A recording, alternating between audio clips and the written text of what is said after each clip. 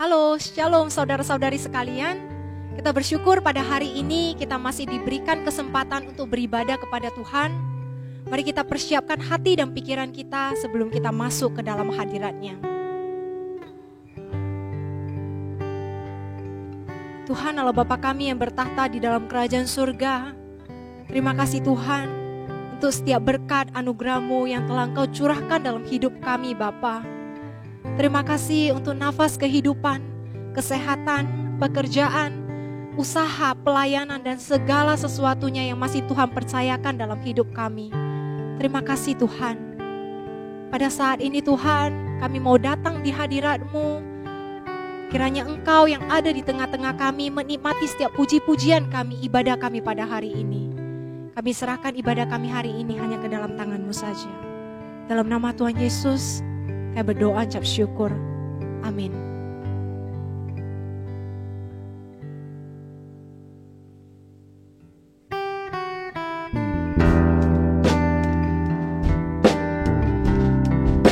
Kami bersyukur Tuhan dan untuk setiap kebaikan yang Engkau berikan dalam hidup kami.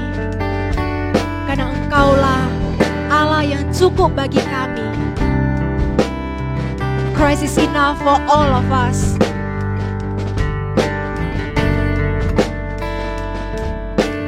Christ is my reward and all of my devotion. Now there's nothing in this world that could ever satisfy.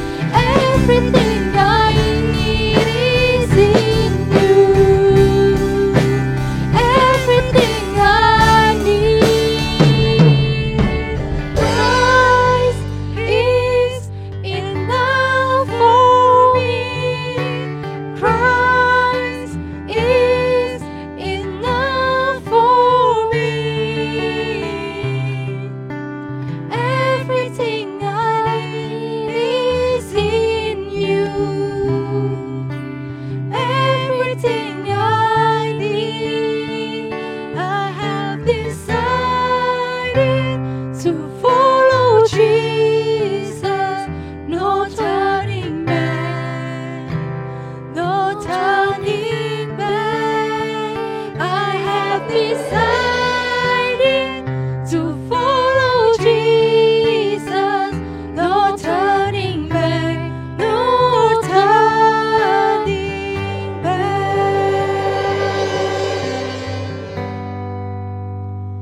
Ya benar Tuhan, kami mau terus mengikuti Engkau dalam hidup kami, karena Engkau yang telah terlebih dahulu memilih kami.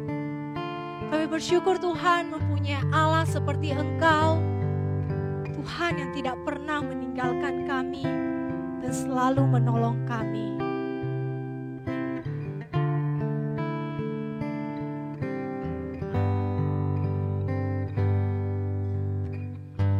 Musim akan selalu berganti, kasih Tuhan tetap abadi, tak akan berubah sampai selamanya. Ku tetap percaya, ku yakin Tuhan memberkati, Tuhan melindungi, burung di udara Tuhan pelihara karena kasih-Nya. Tuhan selalu menolongku, selalu menjagaku, sehelai di rambutku tak akan terjatuh tanpa seizin-Mu. Tuhan selalu menolongku, selalu menjagaku, Dia menyayangkanku dan memeliharaku seumur hidupku.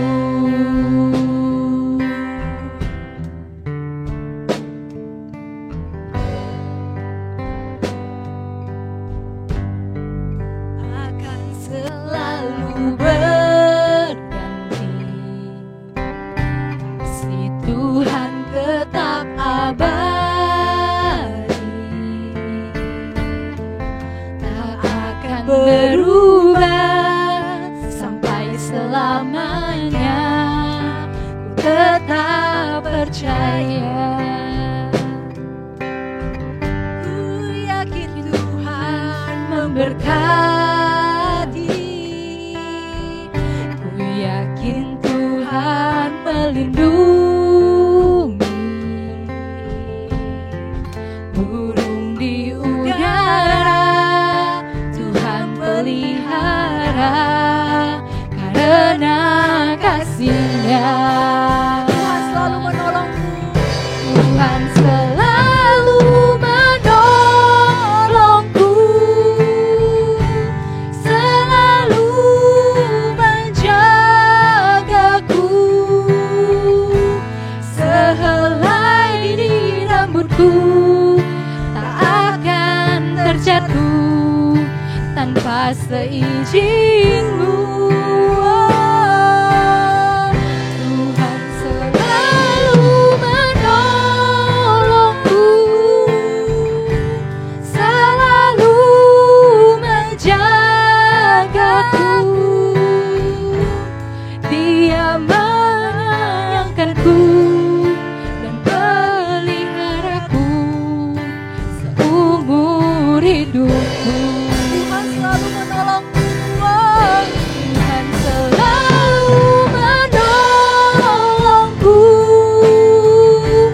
selalu menjagaku, sehelai di rambutku tak akan terjatuh tanpa seizin-Mu. Tuhan selalu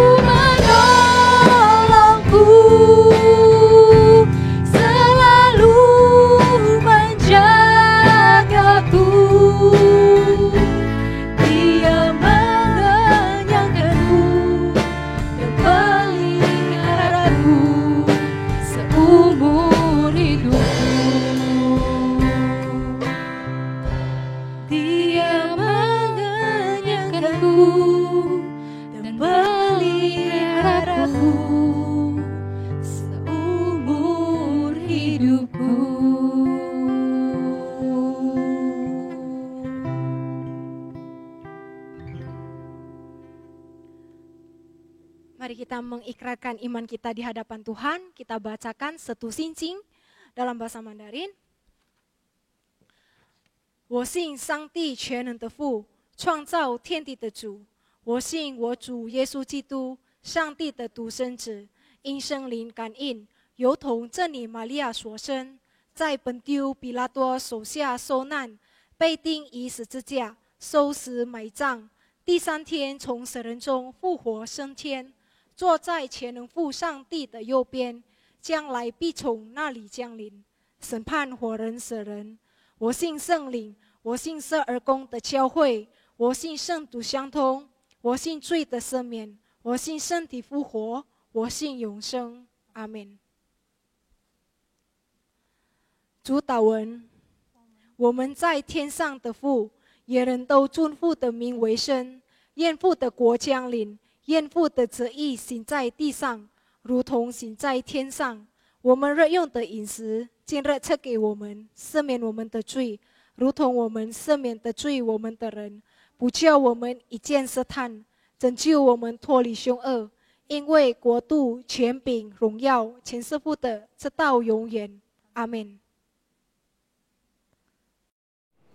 Salam, Bapak Ibu dan Saudara yang dikasihi oleh Tuhan. Bertemu lagi dengan saya Evangelis Petrus Jenate. Saya mengucapkan terima kasih banyak kepada tim Ibadah Revival yang telah memberikan kesempatan kepada saya untuk boleh berbagi pada saat ini. Bapak Ibu yang terkasih, sebelum kita belajar satu kebenaran firman Tuhan, mari kita mohon pimpinan Tuhan, kita berdoa. Bapa di dalam surga, di dalam nama Tuhan Yesus Kristus, kami bersyukur kepadamu atas pimpinanmu di dalam kehidupan kami. Saat ini kami mohon kiranya Tuhan yang menjamah setiap hati dan pemikiran kami, supaya kami berkonsentrasi di dalam belajar firman Allah, agar kami dapat memahami, mengerti firman-Mu ya Tuhan, sehingga kami bisa menjadi pelaku dari firman Tuhan itu sendiri. Berkatilah hamba-Mu ya Bapa, yang penuh kelemahan kekurangan ini, di dalam menguraikan isi dari firman Tuhan saat ini. Di dalam nama Tuhan Yesus kami berdoa dan bersyukur. Amin. Salam, Bapak Ibu dan Saudara yang dikasihi oleh Tuhan. Sesuai dengan nats dan tema yang diberikan kepada saya, maka kita belajar pada hari ini satu kebenaran firman Tuhan yang sungguh indah, terambil dari Pengkhotbah pasal yang keempat ayat 9 sampai dengan ayat yang ke-12. Pengkhotbah pasal 4 ayat 9 sampai dengan ayat yang ke-12. Demikian firman Tuhan. Berdua lebih baik daripada seorang diri, karena mereka menerima upah yang baik dalam jerih payah mereka. Karena kalau mereka jatuh, yang seorang mengangkat temannya. Tetapi wahai orang yang jatuh, yang tidak mempunyai orang lain untuk mengangkatnya. Juga kalau orang tidur berdua, mereka menjadi panas. Tetapi bagaimana seorang saja dapat menjadi panas? Dan bila mana seorang dapat dialahkan, dua orang akan dapat bertahan. Tali 3 lembar tak mudah diputuskan. Amin. Berbahagia kita yang membaca, merenungkan firman Tuhan siang dan malam. Lebih berbahagia Bapak Ibu dan Saudara yang dikasihi oleh Tuhan, jika kita bisa menjadi pelaku dari firman Tuhan itu sendiri. Tema ibadah kita pada hari ini yaitu bekerja sama. Bekerja sama. Bapak Ibu dan Saudara yang dikasihi oleh Tuhan kita Yesus Kristus, firman Tuhan hari ini sebetulnya bukan sesuatu hal yang baru buat kita. Mengapa Bapak Ibu yang dikasihi oleh Tuhan, hal ini sudah menjadi gaya hidup kita di setiap hari yang kita lalui. Baik ketika kita berada di rumah, ketika kita berada di kantor, ketika kita sedang bekerja, ataupun ketika kita sedang di dalam gereja, ataupun ketika kita sedang melayani Tuhan. Kita senantiasa bekerja sama. Saya percaya bahwa di antara kita yang hadir pada saat ini, Bapak Ibu dan Saudara yang dikasihi oleh Tuhan, kita memiliki teman atau sahabat di tempat kita bekerja, di gereja, dan juga di dalam usaha yang kita lakukan. Memiliki teman atau memiliki sahabat itu memang sangat baik dan memberikan manfaat yang sangat besar sekali di dalam kehidupan kita sebagai orang yang percaya kepada Tuhan. Karena Allah Bapak Ibu yang dikasihi oleh Tuhan menciptakan kita untuk menjalin persekutuan antara satu dengan yang lain. Seperti yang tertulis di dalam kitab Kejadian pasal 2 ayat yang ke-18. Di sana kita diajarkan bahwa sebagai manusia membutuhkan teman, membutuhkan sahabat, membutuhkan kasih sayang, membutuhkan pertolongan, membutuhkan dukungan, membutuhkan keluarga untuk membangun kehidupan kita ke arah yang lebih baik agar hidup ini bisa memuliakan nama Bapa di surga. Bapak Ibu yang dikasihi oleh Tuhan, peribahasa berkata, bersatu kita teguh, bercerai kita runtuh. Artinya, saudara yang terkasih, kalau kita berjuang melakukan suatu pekerjaan secara bersama-sama, maka akan memiliki dampak dan kekuatan yang lebih besar daripada kita berusaha sendiri-sendiri. Bersatu kita lebih kuat daripada kita terpecah belah. Ada potensi besar untuk mencapai tujuan yang lebih besar apabila kita bersatu atau apabila kita bekerja bersama-sama.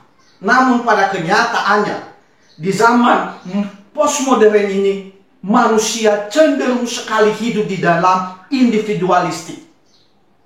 Disibukkan dengan gaya hidupnya sendiri, disibukkan dengan dunianya sendiri, dengan gadget di tangan. Bapak Ibu yang dikasihi oleh Tuhan, nilai kebersamaan sudah mulai luntur, baik di dalam keluarga, di dalam masyarakat, juga di dalam gereja. Tinggal di dalam satu rumah, tetapi tidak bisa merasakan kehadiran. Kenapa Bapak Ibu yang terkasih hal itu bisa terjadi? Karena sibuk dengan dunianya masing-masing, sibuk dengan gadgetnya sendiri-sendiri. Maka mari kita belajar apa yang Tuhan kehendaki sesungguhnya di dalam kehidupan kita sebagai manusia. Kalau kita lihat tadi di dalam Kejadian pasal yang kedua ayat yang ke-18, jelas sekali bahwa Tuhan merancang manusia, Tuhan merancang saudara dan saya untuk hidup di dalam persekutuan antara satu dengan yang lain. Ketika Allah menciptakan manusia pertama dan Allah tahu bahwa Adam membutuhkan teman, maka Tuhan menciptakan Hawa. Berarti Allah tahu betul bahwa manusia membutuhkan teman, membutuhkan sahabat untuk melakukan sebuah pekerjaan bersama-sama bagi kemuliaan nama Tuhan itu sendiri. Bapak Ibu yang dikasihi oleh Tuhan, mengapa bekerja bersama lebih baik daripada seorang diri? Mengapa bekerja sama lebih baik dari seorang diri? Kamus Besar Bahasa Indonesia mengatakan, kompak adalah bersatu padu dalam menanggapi atau menghadapi suatu perkara. Berarti kekompakan baru bisa terjadi jika ada lebih dari satu orang. Kerjasama yang baik bisa terjalin dengan baik bila dilakukan oleh lebih dari satu orang. Maka Bapak Ibu yang dikasihi oleh Tuhan, mengapa bekerja sama lebih baik dari seorang diri? Inilah yang menjadi poin perenungan kita. Yang pertama alasannya Bapak Ibu yang dikasihi oleh Tuhan, karena bekerja sama dapat saling menolong. Karena bekerja sama dapat saling menolong. Ayat yang ke-10 berkata demikian. Karena kalau mereka jatuh, yang seorang mengangkat temannya, tetapi wahai orang yang jatuh, yang tidak mempunyai orang lain untuk mengangkatnya. Sungguh indah Bapak Ibu dan Saudara yang dikasihi oleh Tuhan. Kita diingatkan, di dalam kehidupan ini kita tidak bisa hidup sendiri. Kita membutuhkan orang lain. Di dalam setiap aktivitas yang kita lakukan, tidak mampu kita lakukan kalau berasal dari diri kita sendiri. Kita membutuhkan tumpangan dari orang lain. Kita membutuhkan pertolongan dari orang lain. Kita membutuhkan kehadiran orang lain. Walaupun kita punya gadget, apapun ceritanya, bagaimanapun itu, tetap kita belajar dari kebenaran firman Tuhan ini, mengingatkan kepada Bapak, Ibu, dan saudara sekalian, dan juga kepada saya, bahwa kita membutuhkan orang lain. Kita membutuhkan kerjasama agar kehidupan kita menjadi lebih baik, menjadi kemuliaan bagi nama Tuhan di surga. Kita belajar Bapak Ibu dari satu kisah di dalam Injil Lukas pasal 5 ayat 18 sampai dengan ayat yang ke-20. Di sana sangat jelas sekali bagaimana kisah seorang lumpuh melakukan suatu kerjasama di antara teman-temannya. Bagaimana mereka berinisiatif, bagaimana mereka kompak, bagaimana mereka satu hati, bagaimana mereka memberikan perhatian kepada yang lumpuh ini supaya mendapat pertolongan, supaya mendapat kesembuhan, supaya mendapat mujizat dari Tuhan Yesus. Mereka bekerja bersama-sama. Mereka satukan hati, satukan ide, satukan pikiran. Mereka menggontong si lumpuh ini. Mereka harus membawanya di hadapan Tuhan Yesus, supaya si lumpuh ini mendapat kesembuhan atau dibebaskan dari kelumpuhannya dengan kuasa dari Tuhan Yesus itu sendiri. Bapak Ibu yang dikasih oleh Tuhan, dari kisah ini kita bisa melihat bagaimana Yesus menghargai tentang iman para sahabat si lumpuh ini. Luar biasa, mereka punya keyakinan yang luar biasa bahwa kalau si lumpuh bisa hadir di hadapan Yesus, si lumpuh ini pasti mengalami mujizat. Dan itu Bapak Ibu yang terkasih terjadi. Namun ketika mereka melakukan itu, bukan tanpa hambatan. Ketika mereka sampai di tempat di mana Yesus berada, mereka mengalami hambatan di mana mereka tidak bisa masuk. Akibat dari orang banyak yang mengerumuni Tuhan Yesus yang sedang mengajar pada saat itu.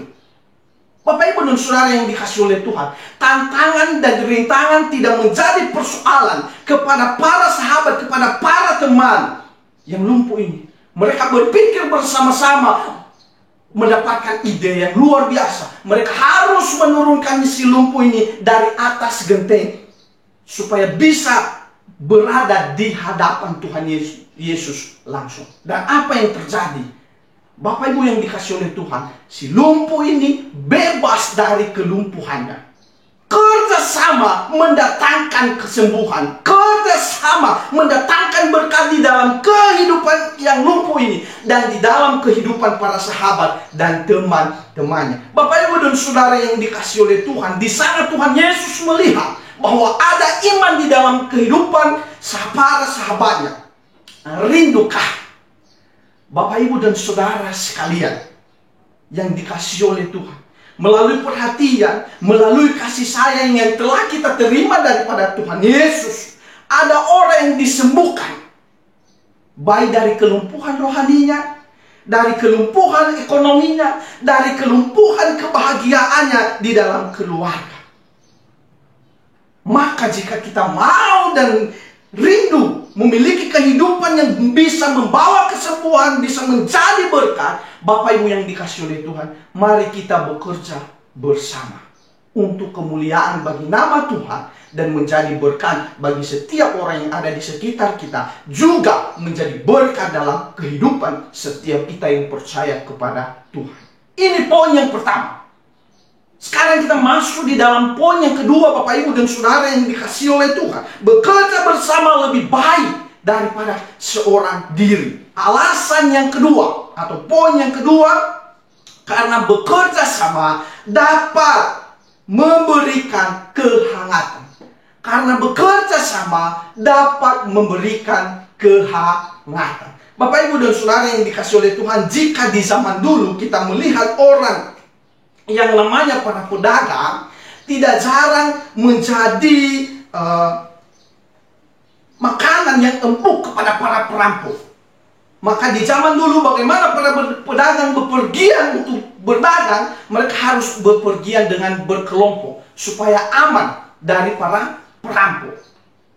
Nah, tentu suka duka terjadi Namun di antara mereka sesama pedagang saling memberikan kehangatan. Nah, kita belajar juga dari kehidupan para murid ketika Tuhan Yesus memanggil para murid pada saat itu.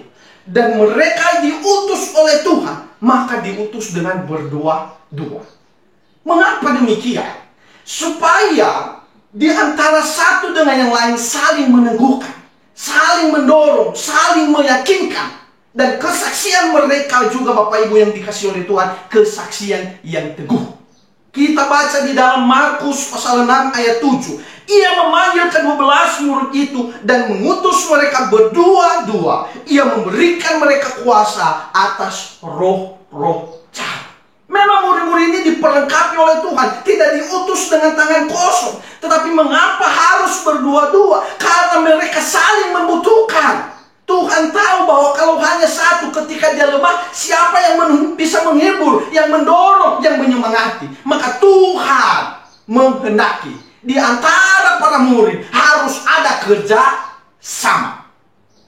Kita juga bisa melihat di dalam Lukas pasal 10 ayat 1 dikatakan, kemudian daripada itu Tuhan menunjuk 70 murid yang lain, lalu mengutus mereka berdua-dua mendahulunya ke setiap kota dan tempat yang hendak dikunjunginya.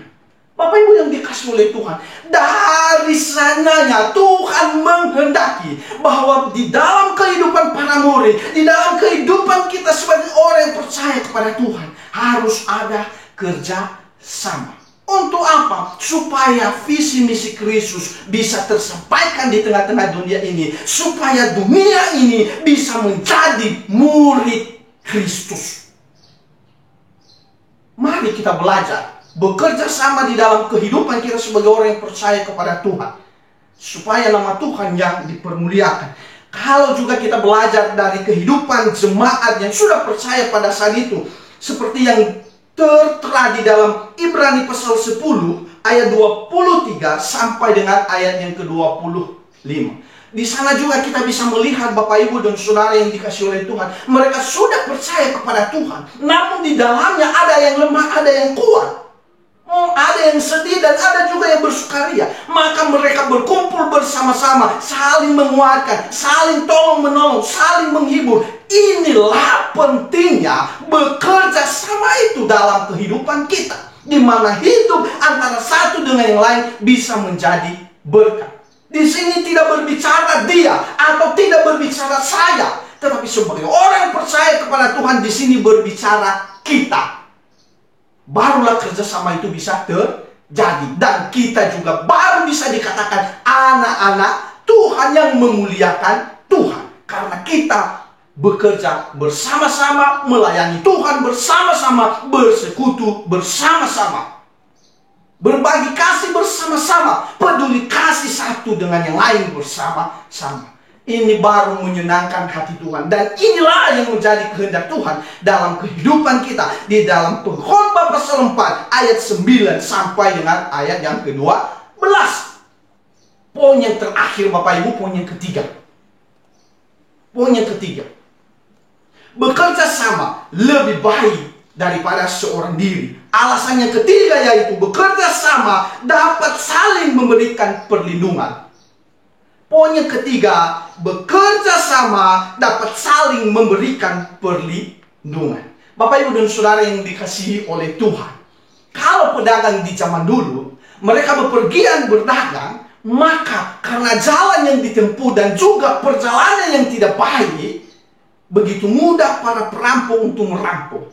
Maka di antara para pedagang mereka saling melindungi satu dengan yang lain. Itu sebabnya ketika mereka bepergian berdagang harus berkelompok, bekerja bersama-sama melindungi satu dengan yang lain. Ini sungguh luar biasa kalau kita terapkan di dalam kehidupan kita di zaman sekarang. Jemaat mula-mula juga, Bapak Ibu, di dalam Kisah Para Rasul, kalau kita baca di dalam Perjanjian Baru, pas Kisah Para Rasul pasal 2 ayat 42 sampai dengan ayat yang ke-47. Di sana kita belajar Bagaimana jemaat mula-mula ketika mereka sudah menjadi percaya kepada Tuhan, mereka bisa memberikan kehadirannya kepada satu dengan yang lain. Mereka bisa menghibur yang sedang menangis. Mereka bisa menopang yang tidak kuat. Kehadiran mereka saling dirasakan satu sama lain. Jadi Bapak, Ibu, dan Saudara yang dikasihi oleh Tuhan, mereka berkumpul bersama-sama di dalam persekutuan bersama-sama. Mereka saling memberikan semangat satu dengan yang lain. Mereka saling memberikan perlindungan satu dengan yang lain. Pada akhirnya dikatakan di sana, Tuhan memberkati mereka dan menambahkan jiwa yang baru setiap harinya. Bahwa di dalam kerjasama itu hadirlah berkat Tuhan. Bapak, Ibu yang dikasihi oleh Tuhan, sungguh luar biasa Allah mengajarkan kepada kita. Allah juga mengendaki di dalam Tuhan kita Yesus Kristus, kebersamaan itu bisa memberikan perlindungan. Penulis kitab Pengkhotbah tidak saja mengajarkan kepada kita bahwa bekerja sama itu, Bapak, Ibu yang dikasihi oleh Tuhan, dapat memberikan kita kemenangan, dapat memberikan kita ketenangan, atau dapat membuat kita menjadi orang yang menang terhadap serangan apapun. Karena kenapa? Kita bekerja bersama-sama, saling melindungi satu dengan yang lain. Tetapi juga kitab Pengkhotbah ini mengingatkan kepada kita bahwa kita menjadi orang yang bisa bertahan dalam situasi apapun jika kita bisa bekerja sama. Kita menjadi orang yang bisa bertahan dalam keadaan, dalam godaan apapun jika kita bekerja bersama-sama. Karena kita bisa saling melindungi. Ketika yang satu jatuh di dalam dosa, yang satu mengingatkan bahwa itu salah, sudah mulai jauh daripada Tuhan. Inilah perlindungan yang dimaksud. Bahwa yang satu mengingatkan supaya yang satu tidak bisa atau tidak boleh jatuh di dalam dosa. Bapak, Ibu, dan Saudara yang dikasihi oleh Tuhan, bekerja sama di sini bahwa kita menjadi orang yang aktif, saling memperhatikan satu dengan yang lain, saling melindungi satu dengan yang lain. Karena inilah tugas tanggung jawab kita sebagai orang yang beriman, sebagai orang yang percaya kepada Tuhan Yesus Kristus. Untuk memperdulikan, untuk memperhatikan, untuk melindungi satu dengan yang lain. Ini perintah daripada Tuhan kita Yesus Kristus. Bekerja sama, Bapak, Ibu yang dikasihi oleh Tuhan, memberikan perlindungan yang tak tergoyahkan. Bekerja sama, Bapak, Ibu, dan Saudara yang dikasihi oleh Tuhan, memberikan perlindungan yang tak tergoyahkan. Ini yang sungguh luar biasa yang Tuhan mau ajarkan kepada kita. Jadi Bapak, Ibu yang dikasihi oleh Tuhan, bekerja sama bukan tidak berbicara mencari untung. Kadang-kadang juga orang, Bapak, Ibu yang dikasihi oleh Tuhan, bekerja sama untuk mencari untung. Ketika dalam keadaan susah baru cari, baru bekerja sama. Itu juga bukan itu yang dimaksud pengkhotbah di sini. Tetapi Bapak, Ibu yang dikasihi oleh Tuhan, bekerja sama yang dia ajarkan di sini, bagaimana kita memupuk kebersamaan, bagaimana kita menyatakan kasih antara satu dengan yang lain, bagaimana kita menyatakan kepedulian antara satu dengan yang lain, bagaimana kita belajar merendahkan diri satu dengan yang lain untuk membangun di dalam kehidupan keimanan kita di hadapan Tuhan, agar hidup kita menyenangkan Tuhan, agar hidup Bapak, Ibu, dan Saudara sekalian memuliakan nama Bapa di surga. Ini yang Tuhan kehendaki, dan inilah yang menjadi nasihat kepada kita melalui Pengkhotbah pasal 4 ayat 9 sampai ayat yang ke-12 ini.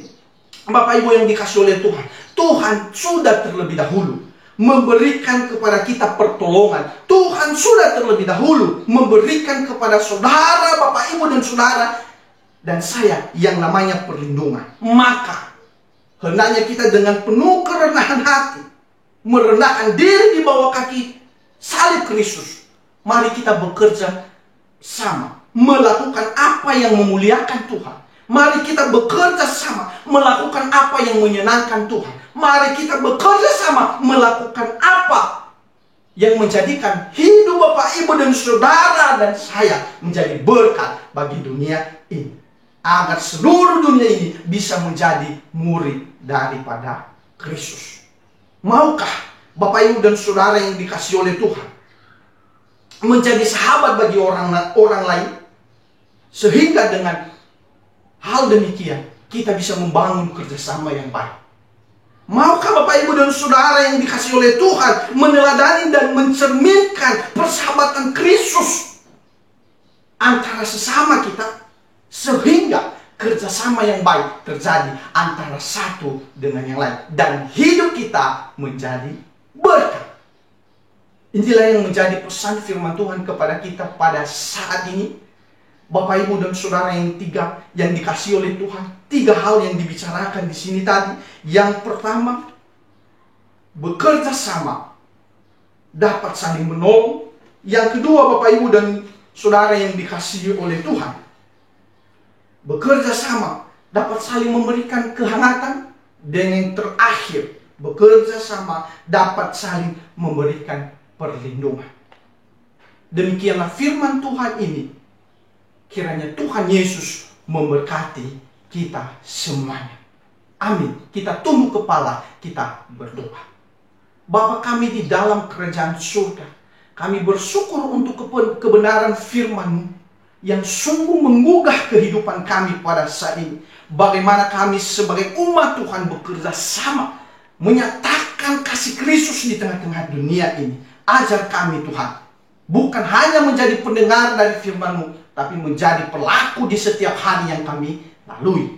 Hamba-Mu terbatas di dalam menguraikannya. Kiranya Roh Kudus-Mu yang menerangi firman-Mu di dalam kehidupan jemaat-jemaat-Mu, agar firman-Mu dapat berakar, bertumbuh, dan menghasilkan buah yang memuliakan nama Bapa di surga. Di dalam nama Tuhan Yesus Kristus kami berdoa dan bersyukur. Amin. Tuhan Yesus memberkati.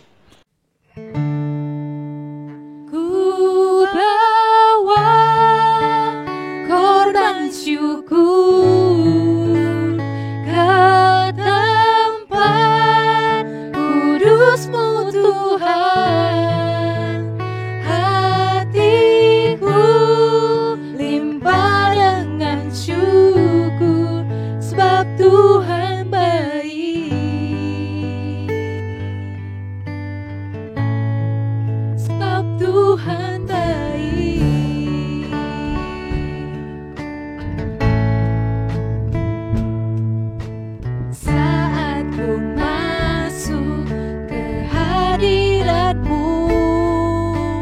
Ku tersungkur dan sembah-Mu, ku persembahkan korban syukurku yang terbaik bagi-Mu. Ku bawa korban syukur